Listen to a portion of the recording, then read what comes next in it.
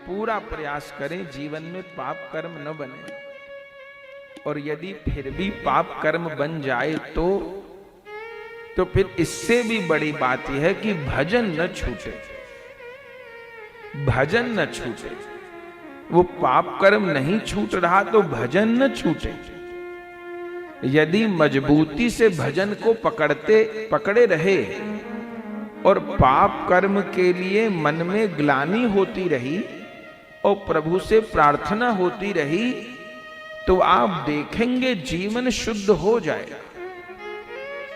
नाम में अतुलित सामर्थ्य है, लेकिन पाप कर्म होना बहुत बुरी बात नहीं है।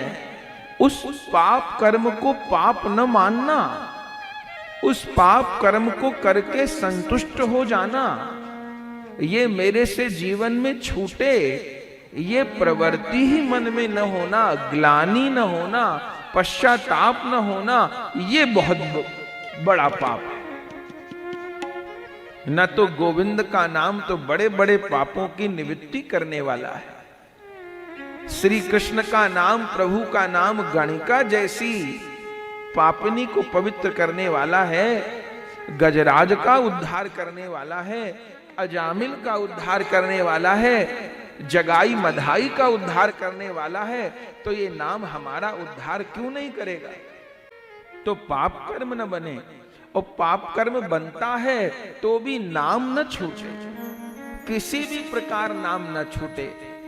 नाम में रस न आवे तो भी नाम न छूटे। यदि नाम को पकड़े रहे तो ये नाम भगवान एक दिन अवश्य पावन करेंगे। हाँ, पाप कर्म बनेंगे तो नाम में अरुचि हो जाएगी, नाम करने का मन नहीं बनेगा। गोस्वामी तुलसीदास जी कहते हैं, तुलसी पूरब पापते हरि चर्चा न सुहाए, जैसे ज्वर के जोर ते भूख विदा हुई जाए। गोस्वामी जी कहते हैं, जैसे किसी को तेज बुखार हो तो उसको भोजन में रुचि नहीं लगती, फिर कुछ भी खाने को मन नहीं होता, स्वाद नहीं आता। ऐसे जिसके भीतर बहुत पाप होते हैं उसको कथा में रुचि नहीं होगी, कथा सुनने को मन नहीं होगा, कथा में रुचि नहीं होगी, भजन करने का मन नहीं होगा, रुचि नहीं होगी।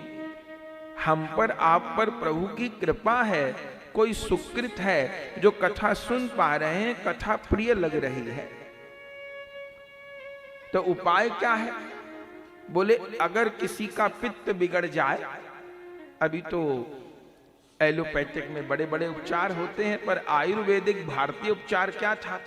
किसी के शरीर में पित्त बढ़ जाता तो उसको मिश्री खिलाई जाती है आयुर्वेद में। अच्छा, जिसको बहुत ज्यादा पित्त बिगड़ा हो उसको मिश्री में भी स्वाद नहीं आता, मिश्री भी कड़वी लगती है। तो मिश्री में भी स्वाद ना आए तो समझे कि शरीर में अतिशय पित्त बढ़ा हुआ है। तो वैद्य लोग क्या इलाज करते थे? बोले, मिश्री ही खिलाते थे उसको, और जो वस्तुएं पित्त बढ़ाती हैं उनको नहीं, उन पर रोक लगाते थे। तो रोगी का जैसे जैसे पित्त शांत होता था ऐसे ऐसे उसको मिश्री मीठी लगने लगती थी, और जब पूरी तरह से पित्त शांत हो जाता तो पूरी तरह से मिश्री मीठी लगने लगती। ऐसे हम जीवों को भव रोग हो गया है, और नाम ही इस भव रोग की औषधि है। तो अपने को नाम में अभी स्वाद यदि नहीं आ रहा तो माने कि भव रोग बहुत बड़ा हुआ है। लेकिन उपाय क्या है? बोले, पित्त बड़ा होने पर मिश्री ही औषधि है। मिश्री में स्वाद नहीं आता, पर मिश्री ही औषधि है। मिश्री खाते खाते धीरे धीरे पित्त शांत होगा, फिर मिश्री में स्वाद आएगा।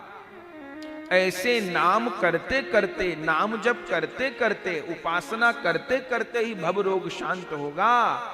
और जैसे जीवन में से ये भव रोग, ये विषय रोग शांत होगा तो नाम में स्वाद आएगा, नाम में प्रीति जगेगी।